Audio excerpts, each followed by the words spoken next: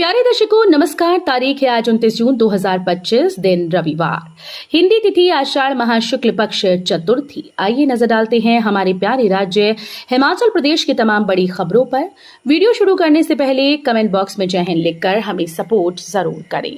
तो चलिए शुरू करते हैं। लेवल 11 वेतनमान वाले पदों के लिए हिमाचली ही होंगे पात्र, मल्टीटास्क वर्कर्स को तोहफा। हिमाचल प्रदेश मंत्रिमंडल की बैठक शनिवार को शिमला में मुख्यमंत्री सुखविंदर सिंह सुक्खू की अध्यक्षता में आयोजित की गई।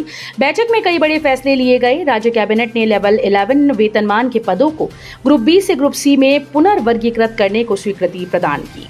इस निर्णय के तहत अब केवल बोनाफाइड हिमाचली ही ग्रुप सी पदों के लिए आवेदन करने के लिए पात्र होंगे।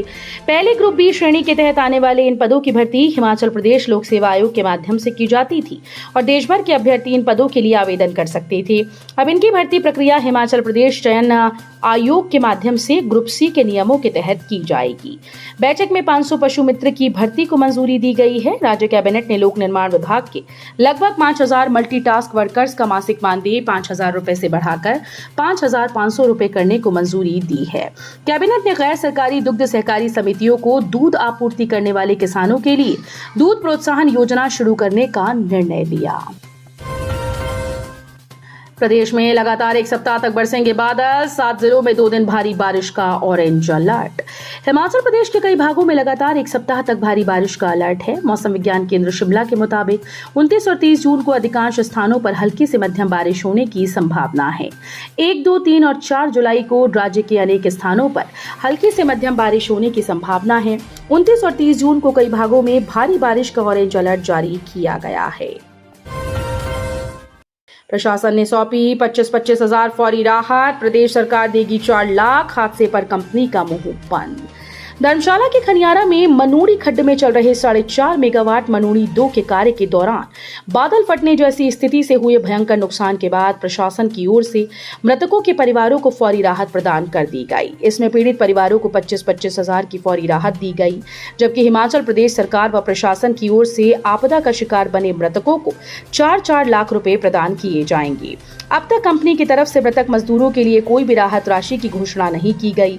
इतना ही नहीं, कार्य के दौरान अपनी जान बचाते हुए घायल हुए कई कर्मियों, प्रभावित मजदूरों व अन्य को कोई राहत राशि प्रदान नहीं की गई। हिमाचल सीएम का एचआरटीसी पेंशनर्स को पेंशन और मेडिकल बिलों का आश्वासन। 15 तारीख तक फाइल भेजने का दिया निर्देश। शिमला स्थित राज्य सचिवालय में पथ परिवहन पेंशनर कल्याण संगठन का प्रतिनिधिमंडल मुख्यमंत्री सुखविंदर सिंह सुक्खू से मिला। प्रतिनिधिमंडल ने मुख्यमंत्री को पेंशनर्स की समस्याओं के बारे में अवगत करवाया। पेंशन समय पर देने व चिकित्सा बिलों के भुगतान के बारे में किए वादों को याद दिलाया। मुख्यमंत्री ने कार्यवाही नोट कर रहे अधिकारी को निर्देश दिया कि हिमाचल पथ परिवहन निगम के पेंशनर्स को माह की 15 तारीख तक पेंशन देने के बारे में लिखित आदेश जारी करने के लिए फाइल उनके पास भेजी जाए। हिमाचल में बिना काम के स्कूल्स में बैठे शिक्षकों का होगा ट्रांसफर। विभाग ने तलब की सूची। राज्य के सरकारी स्कूल में बिना काम के बैठे शिक्षकों के तबादले होंगे। उन्हें विभाग ऐसे स्थानों पर तैनात करेगा जहां पर विद्यार्थी ज्यादा हैं या फिर पिछले काफी समय से पद खाली पड़ा हुआ है। निदेशक स्कूल शिक्षा विभाग आशीष कोहली ने सभी जिलों के उप निदेशकों को इस बाबत पत्र भेजा। इसमें कहा गया कि वे इसका पूरा रिकॉर्ड तैयार करें। उप निदेशकों को कहा गया कि वो वास्तविकता का पता लगाने के लिए स्कूल्स का निरीक्षण भी करें।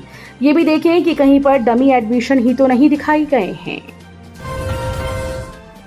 अच्छी खबर, हिमाचल के ईएसआई अस्पतालों में होंगी भर्तियां। सेवाओं में विस्तार के लिए SPRII योजना शुरू। कर्मचारी राज्य बीमा निगम अस्पतालों में योग चिकित्सक और पंचकर्म तकनीशियन परिचारकों की नियुक्ति होंगी। केंद्रीय श्रम और रोजगार और युवा मामले एवं खेल मंत्री डॉक्टर मनसुख मांडविया की अध्यक्षता में शिमला में कर्मचारी राज्य बीमा निगम की 196वीं बैठक में इसको मंजूरी दी गई। बैठक में निगम ने ESIC की परिचालनगत पहुंच, बुनियादी ढांचे और स्वास्थ्य सेवा वितरण को बढ़ावा देने के उद्देश्य से कई प्रमुख मदों पर चर्चा की। हिमाचल पुलिस में भर्ती का मौका। हवलदार के 877 पदों के लिए 6 अगस्त को होगा B1 टेस्ट।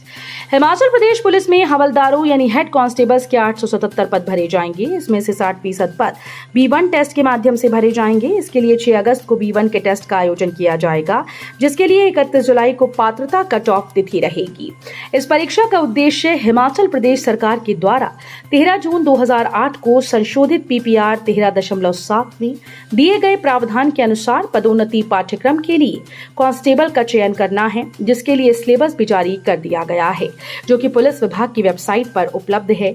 वहीं इन पदों को भरने की जानकारी भी वेबसाइट पर उपलब्ध करवाई गई है। केंद्रीय मंत्री किरेन रिजिजू ने काजा में रखी sports training centre ice hockey rink की आधारशिला। केंद्रीय संसदीय कार्य और अल्पसंख्यक मामलों के मंत्री किरेन रिजिजू ने शनिवार को लाहौल और स्पीति के काजा में प्रधानमंत्री जन विकास कार्यक्रम के तहत काजा क्रिकेट ग्राउंड में करीब 74 करोड़ रुपए की लागत से बनने वाले high altitude sports training centre, ice hockey rink, pavilion और स्पोर्ट्स ट्रेनिंग सेंटर की आधारशिला रखी।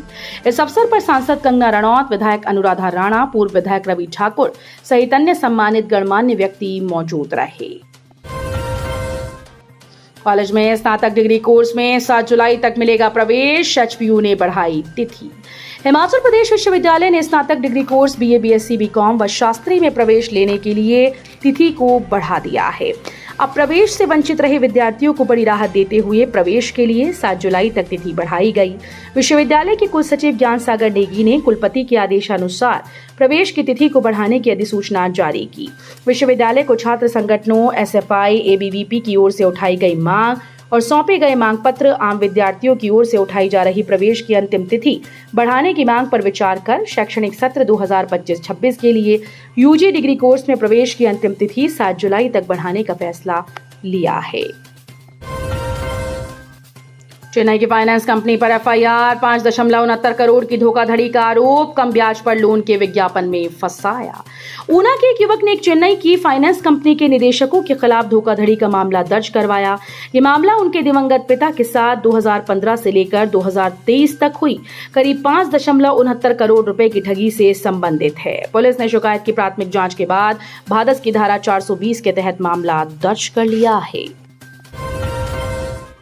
हिमाचल रत्न सम्मान से नवाजे गए हिमाचली प्रसिद्ध लोक गायक इंद्रजीत। कुल्लू मनाली की खूबसूरत वादियों में बसा एक छोटा सा गांव डोगरी, यहीं से शुरू हुई एक आवाज की यात्रा जो आज न सिर्फ हिमाचल की पहचान है बल्कि लोक संस्कृति का एक वैश्विक प्रतीक बन चुकी है। नाम है इंद्रजीत। 12 मार्च 1992 को जन्मे इंद्रजीत ने बचपन से ही संगीत में रुचि दिखाई, पर न कोई गुरु न संसाधन, फिर भी हौसला था बुलंद। मात्र 16 साल की उम्र में खुद लिखे और कंपोज किए गए 10 गीतों की पहली वीडियो एल्बम दिल का क्या कसूर CD पर लॉन्च की। वो दौर डिजिटल क्रांति से पहले का था, पर इंद्रजीत की सोच बहुत आगे थी। समय के साथ उन्होंने जो किया वो किसी क्रांति से कम नहीं था। उन्होंने फिल्मों या चमक दमक की दुनिया से दूर रहकर हिमाचल की मिट्टी, उसकी बोली, उसकी टोपी और संस्कृति को सजाया और पूरे गर्व के साथ दुनिया के सामने रखा। उन्होंने विलुप्त होती जा रही लोक संस्कृति को एक नया जीवन दिया अपने शब्दों और सुरों के माध्यम से। 2016 में आया उनका सुपरहिट गीत हारे मेरे मामुआ, जिसने उन्हें घर घर में पहचान दिलाई। बिलासपुर में नशे की खेप के साथ कुल्लू का युवक गिरफ्तार, जानिए कैसे पकड़ में आया आरोपी। जिला बिलासपुर के तहत आने वाली खारसी पुलिस चौकी की टीम ने एक युवक को चरस की खेप के साथ धर दबोचा। ये कार्रवाई बीती रात को निचली साई ब्राह्मणा क्षेत्र में गश्त के दौरान की गई। पुलिस ने मौके से 74.56 ग्राम चरस बरामद की। लारजी सैंड मार्ग पर कार नाले में गिरने से मां बेटी की मौत, एक व्यक्ति हुआ घायल। हिमाचल प्रदेश के कुल्लू जिले के लारजी सैंड सड़क पर पागल नाला के पास एक ऑल्टो कार अनियंत्रित होकर नाले में गिर गई। हादसे में मां बेटी की मौत हुई। जानकारी के अनुसार हादसे के दौरान कार में 3 लोग सवार थे। तो ये थी आज की फटाफट खबरें। हम मिलेंगे अगले बुलेटिन में, तब तक के लिए धन्यवाद। जय हिंद।